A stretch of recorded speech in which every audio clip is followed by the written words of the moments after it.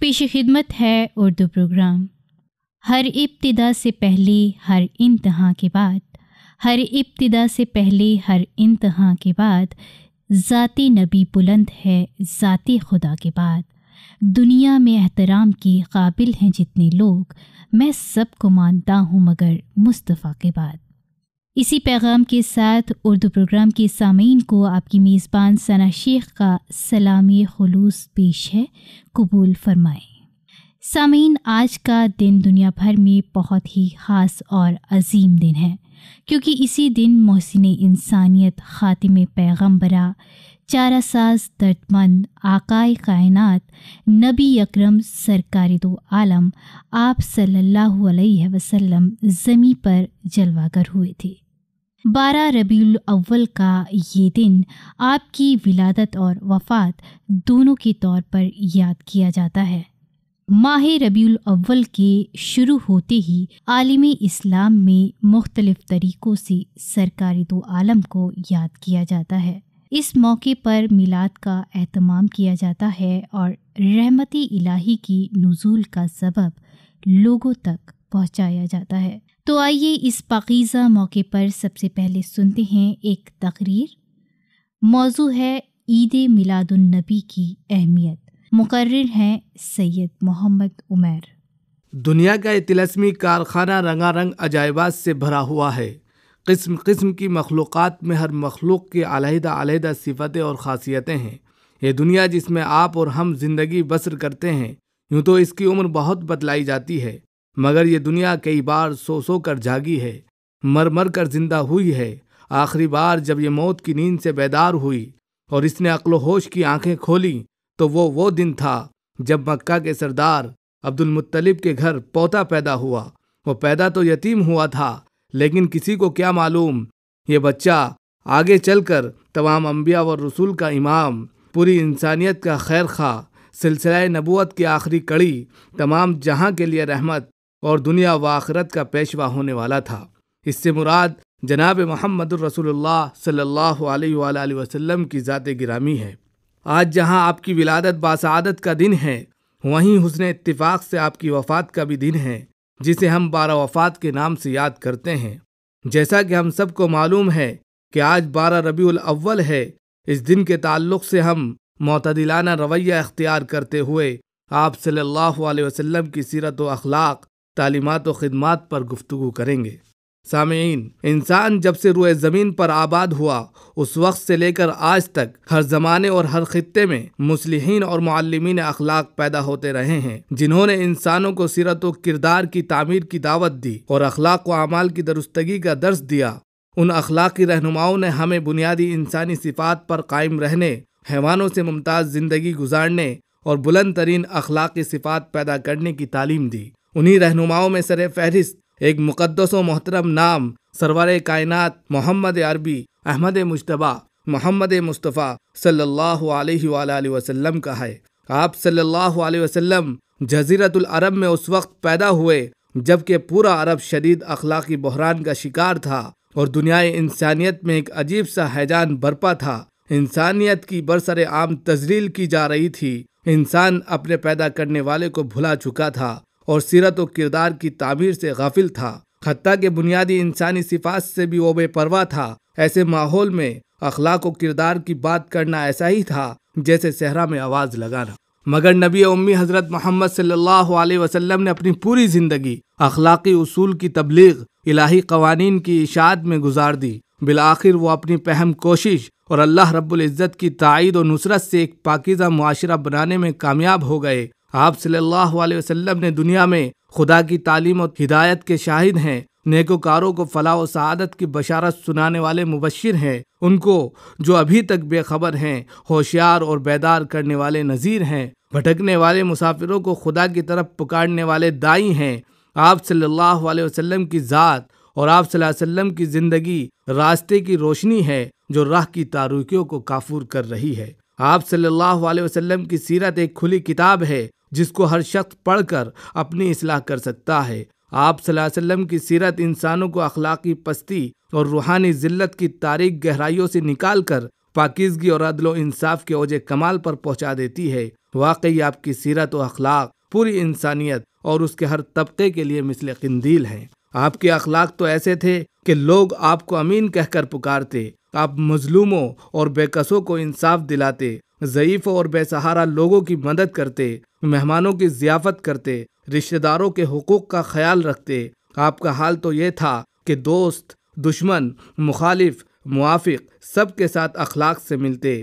اسی طرح آپ ہمسایوں اور پڑوسیوں کا بھی بڑا خیال رکھتے، ان کی خبر گیری فرماتے، ان کے حقوق ادا کرنے کی تاکید فرماتے۔ بچوں سے آپ کو بڑی محبت تھی، راستے میں اگر بچے مل جاتے تو آپ ان کو سلام کرتے اور اپنی سواری پر بٹھا لیتے۔ گویا کہ سیرت نبوی کا اگر صاف اور کھلے ذہن سے مطالعہ کیا جائے، اس کو پڑھا جائے، تو معلوم یہی ہوگا کہ آپ صلی اللہ علیہ وسلم کی پوری زندگی عفو و درگزر، رحم و کرم، رحمت و مودت اور شفقت و دلداری کے آئینہ دار ہے۔ آپ کی تعلیم و تربیت اور صحابہ اکرام کے ساتھ آپ کے سلوک کا بنیادی جوہر رحم و کرم ہے۔ آپ صرف مسلمانوں ہی کے لیے رحمت نہیں بلکہ آپ سارے جہاں کے لیے رحمت تھے۔ ہم آپ کے عفو و درگزر کی مثال میں ایک واقعہ ذکر کرتے ہیں۔ سامعین، تھوڑی دیر کے لیے اپنے آنکھیں بند کر لیجئے اور طائف کے دل دہلانے والے واقعے کو یاد کیجئے کہ جب آپ طائف تشریف لائے اور وہاں کے سرداروں سے حق کی ہمدردی اور حمایت طلب کی تو انہوں نے ہمدردی اور حمایت سے انکار ہی نہیں کیا بلکہ مسافروں کے ساتھ کیا جانے والا عربی اخلاق بھی آپ کے ساتھ نہیں برتا، اور قریش مکہ کے مخالفانہ رویے کو اختیار کرتے ہوئے شہر کے اوباش لوگوں کو پتھر مارنے پر لگا دیا، جس سے آپ کے قدم مبارک لہولہان ہو گئے۔ خدا کی رحمت جوش میں آئی اور ان دونوں پہاڑی کے فرشتے جن کے درمیان طائف کی آبادی آباد تھی آئے اور کہا، اگر حضرت کا حکم ہو تو ان ظالموں کو زلزلے کے ذریعے یہیں تباہ و برباد کر دیا جائے۔ فرشتوں کی اس فرمائش پر آپ نے ابدیت کے اعلیٰ معیار کو ترجیح دیتے ہوئے فرمایا، نہیں، اگر یہ لوگ خدا پر ایمان نہیں لائے تو کیا ہوا؟ امید ہے کہ ان کی آئندہ نسلیں ضرور خدا پر ایمان لانے والی ہوں گی۔ اس کے علاوہ آپ کی تعلیم یہ ہے کہ اپنی عقلوں اور ذہنوں کو مادیت کے جھنجال میں نہ پھنساؤ، اسباب ظاہری کے دھوکے میں نہ آؤ، ان سے کام یقیناً لو اور پوری طرح لو، لیکن اصلی سہارا اور حقیقی بھروسہ ایک اندیکھی ذات پر ہی رکھو۔ وہی سب کا پیدا کرنے والا، وہی سب کو پالنے جلانے والا، وہی سب کو آخر میں مارنے اٹھانے والا ہے، اس کا کوئی شریک نہیں، ذات میں نہ صفات میں۔ زندگی کے چھوٹے بڑے ایک ایک عمل میں اپنی ذمہ داری کو محسوس کرو، تنگ نظری سے کام لے کر اسی کو کل سمجھ لینے کے دھوکے میں نہ پڑو۔ اس آج کا عنقریب کل ہونے والا ہے، ہر دودھ کا دودھ اور پانی کا پانی ہو کر رہے گا۔ ساری تیاریاں یوم آخرت کے لیے رکھو۔ سرور کائنات نے قانون یہ بنایا کہ کوئی کسی حال میں کسی پر ظلم نہ کرے۔ بڑائی اور چھوٹائی اس دنیا آب و گل کا بنیادی قانون ہے۔ کوئی امیر رہے گا، کوئی غریب، لیکن بڑے کو چھوٹے کے دبانے کا، امیر کو غریب کے پیسنے کا اور حاکم کو محکوم کے ستانے کا قطعاً کوئی حق نہیں۔ میاں اور بیوی، بادشاہ اور رعایا ادائے حقوق کے لحاظ سے اللہ کی عدالت میں سب کے سب برابر ہیں۔ دھیان اپنے فرائض کا رکھو، اپنی ذمہ داریوں کو ایک دوسرے کے حق میں ادا کرو۔ دنیا کو ہنگاموں و فساد کے تہلکے میں نہ ڈالو۔ رشوت کا، سود کا، خیانت کا ایک ایک پیسہ حرام سمجھو۔ بے حیائیوں کے قریب نہ جاؤ۔ ترکہ سب وارثوں کو برابر تقسیم کرو۔ یہ نہ ہو کہ سب کچھ بڑا لڑکا لے گیا اور چھوٹے لڑکے لڑکیاں منہ دیکھتے رہ گئے۔